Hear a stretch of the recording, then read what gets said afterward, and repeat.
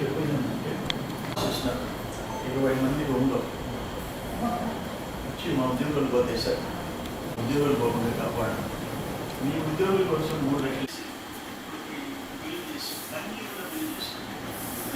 అది కుక్కని పోతే కదా, జేసీబీ పోతే కదా, బాగా పెట్టాలి కదా. ఉద్యోగస్తుడు పోతే 3 దాకా పోతారు.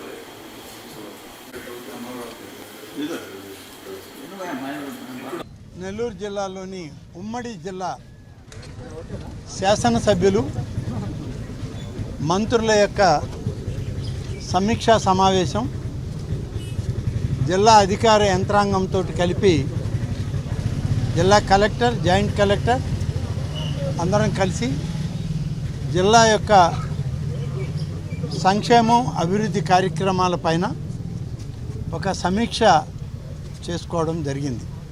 పెద్దలు మున్సిపల్ శాఖ మంత్రులు శ్రీ పొంగూరు నారాయణ గారి కార్యాలయంలో, క్యాంప్ కార్యాలయంలో ఈ సమావేశం అందరం కలిసి చేసుకున్నాం.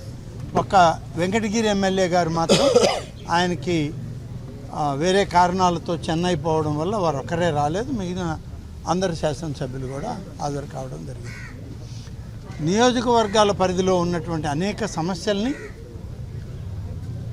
మరి నా దృష్టికి, నారాయణ గారి దృష్టికి, జిల్లా కలెక్టర్, జాయింట్ కలెక్టర్ వాళ్ళ దృష్టికి, అధికారుల దృష్టికి కూడా తీసుకురావడం, దాని మీద ఉన్నటువంటి సమాచారం మేరకు అందరం కలిసి సమీక్షించుకోవడం జరిగింది. ఎమ్మెల్యేలు, మంత్రులు అందరం కూర్చున్నాం. ప్రధానంగా మాకు జిల్లాలో ఏమి మేము అచీవ్ చేయాలా, 5 ఏళ్ళు సర్వనాశనం అయిపోయింది. ఒక్క పాయింట్ కూడా గ్రోత్ లేదు.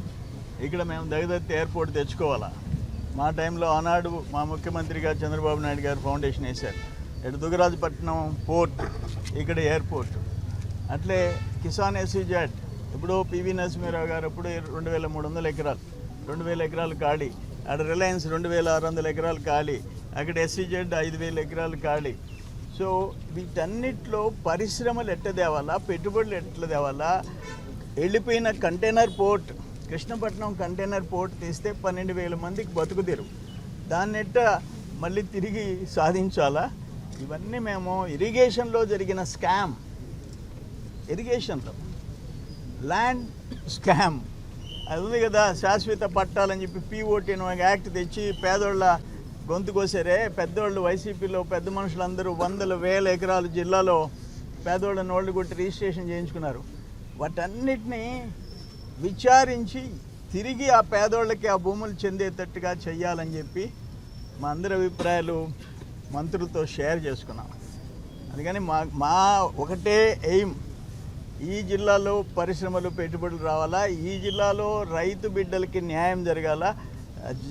ఇరిగేషన్లో జరిగిన స్కామ్ల మీద ఒక పార పెట్టకుండా, ఒక O&M, ఆపరేషన్ అండ్ మెయింటెనెన్స్, ఒక ఎఫ్డిఆర్, ఒక రెగ్యులర్ ఫండ్స్, ఒక ఎన్ఆర్ఈజిఎస్ ఎక్కడో 50% చేసి 50% తిన్నారంటేనా కొంత బాధేస్తుంది.